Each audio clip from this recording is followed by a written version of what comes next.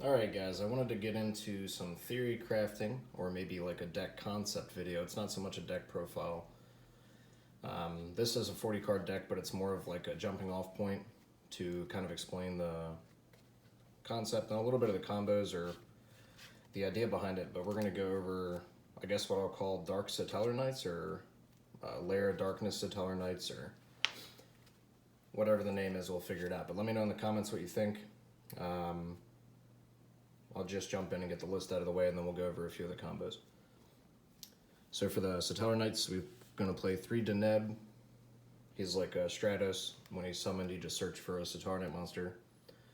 All the Tellarknight cards are a hard once per turn for those of you that didn't play during that format. But so that one's a searcher. Then you got 3 Altair, which is like it's kind of like a Blackwing Blizzard for the people that played back then. But when he's summoned, you special summon a Satellarknight in your graveyard in defense position, and then I think only Satellarknights can attack the turn he activates the effect.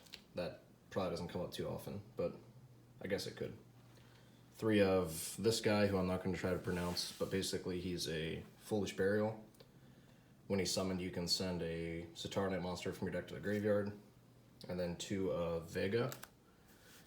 So that's 11 Satellarknights. Vega is, when it's summoned, you special summon a Satellarknight from your hand. So there's a couple of combos we'll go over that involve that card too. But then for the monsters that are not Satellarknights, we're going to play 2 Arima. I think that's how you pronounce it.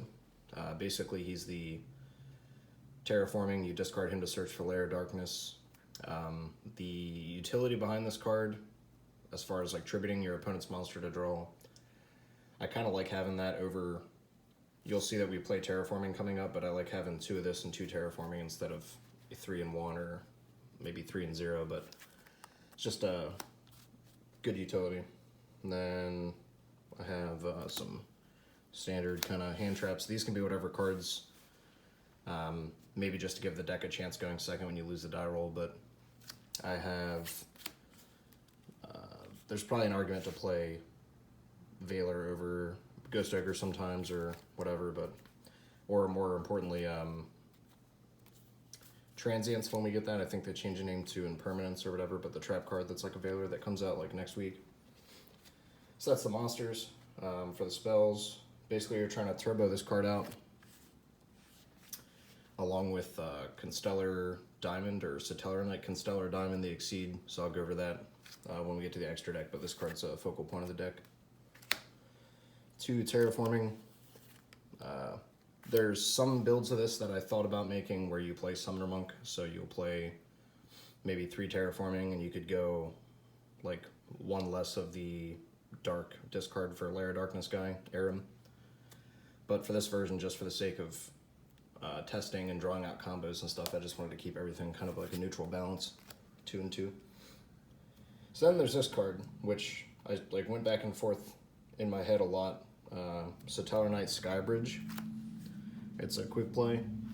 For those of you that don't know what it does, basically you target a Satellarknight monster you control and special summon a Tellarknight monster with a different name from your deck, but then the target that you initially made when you activated the card goes back into your deck.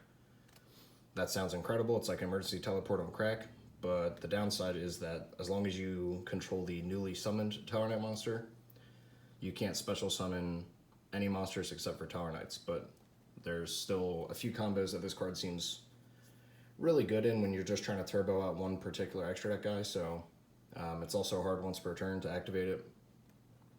I know back in like 2016, and I think even a few of the tops in 2017 that like pure Satellarknights had, there were people that played this card, but then there's a lot of lists that don't play it. I'm certainly not a Satellarknight expert, but the card itself does seem pretty interesting, so. Then the last spell that's I play multiples of, or 2 enemy controller. This could also be back to the front depending on the list. There probably needs to be some kind of monster recursion in this list, but again, this is just for testing.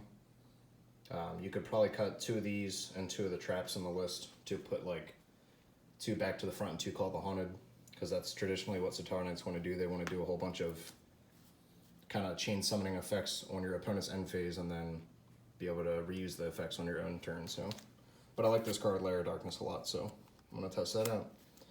Then for some 1-ofs, we got 5 of them.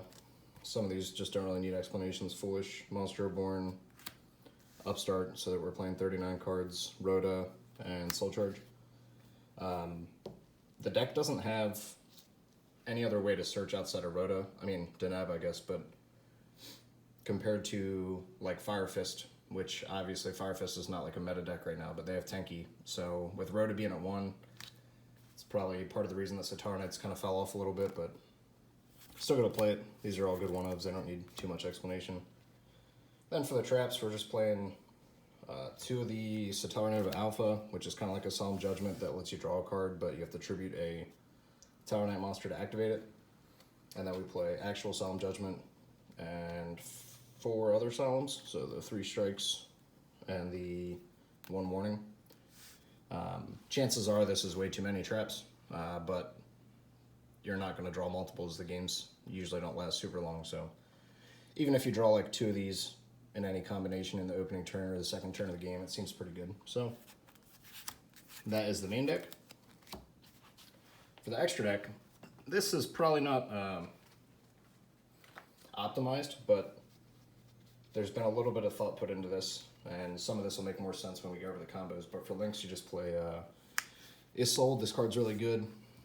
2 warriors, search as a warrior, so that next turn you have plays again. Or it's not often that I feel like you really have to use links in this deck because the deck doesn't rely on the extra deck very much, but they're good options to have. Akashic is for that clutch removal when your opponent doesn't position their stuff correctly, but you're never really going to use the second effect to activate cards. Decode Talker, Sir Yugioh, and Borload.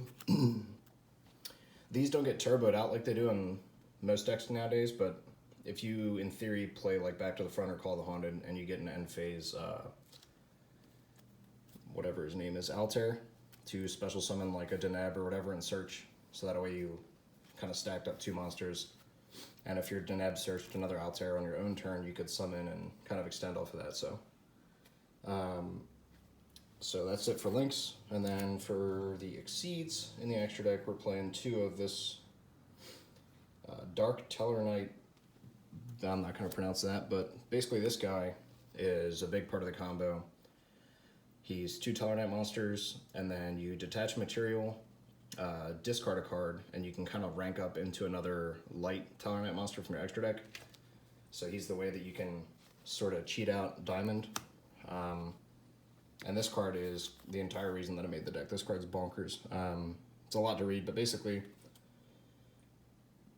so its effect is during your main phase 2, you could rank up on any Tellarknight monster, but you can circumvent that effect by using this guy. And then basically cards, neither player can send cards from the deck to the graveyard, and then any card that would go from the graveyard to the hand is going to get banished instead. And then here's the crazy part is during either player's turn, if an opponent's dark monster activates an effect, you can detach material to negate the activation and destroy the card. So that's not a once per turn. So for each material this card has, so long as you have a field spell, you can just detach to kind of Solemn Strike your opponent as long as it's an effect that activated on the field, or I guess if they actually have dark monsters too. But the field spell makes all their monsters dark, so it's super good. And then I'm testing out one of each of Trivor and Deltros. I know that Trivor used to be the focal point of Satellarknight, so it was like a 3 of, and people would try to spam Trivor to clear the board. And Deltros, pop stuff. One of them makes your opponent discard. They're all good cards. I think realistically, if you're going first, you're pretty much just going to go for Diamond if it's possible, if you have the field spell. And if you don't have the field spell, you're pretty much going to go for either a more generic rank 4 play like Baguska or Tsukiyomi, just to draw cards to set up for the next turn if you have traps. But the only synchro that I'm going to play is Dark Strike Fighter, because of the field spell, you just tribute your opponent's monsters and clear their board up. So, that might not even be 15 cards for the extra deck, but it's a starting point. As for the combo, let me separate some cards here real quick. All you really need to open is some form of the field spell, and you play basically 7 copies. So as long as you open one of these cards, you know, these are basically this. So as long as you can get to the field spell, and then you open Sky Bridge, for example. We use this as an example, and then the Foolish Burial guy or Rhoda. This same combo works if you have Vega, which is the one that summons from the hand, and any Satellarknight plus Lair of Darkness. But basically,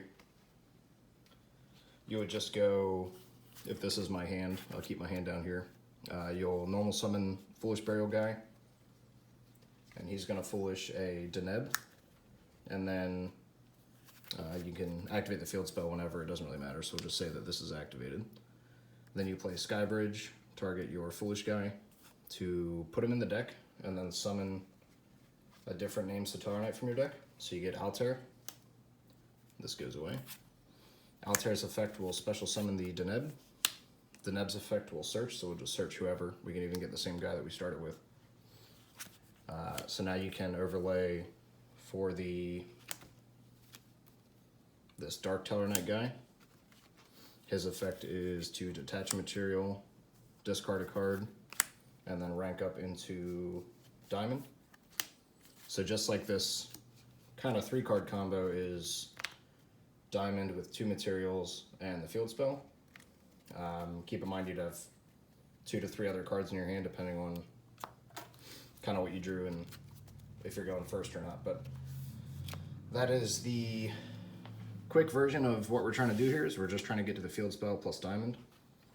I've theory crafted some other builds where you play Brilliant Fusion or Summoner Monk or both, where you can go first turn Isolde with Diamond and a Tree Beast and 2 other cards, so I can try to sleeve that up and post that combo too if anybody's interested. But this probably isn't a like top tier competitive combo, obviously, because other people would have thought of it by now, but chances are a lot of people don't realize that this exists, so I thought I'd share it and see what you guys think. So let me know in the comments what you think. I hope you guys enjoyed it, and peace.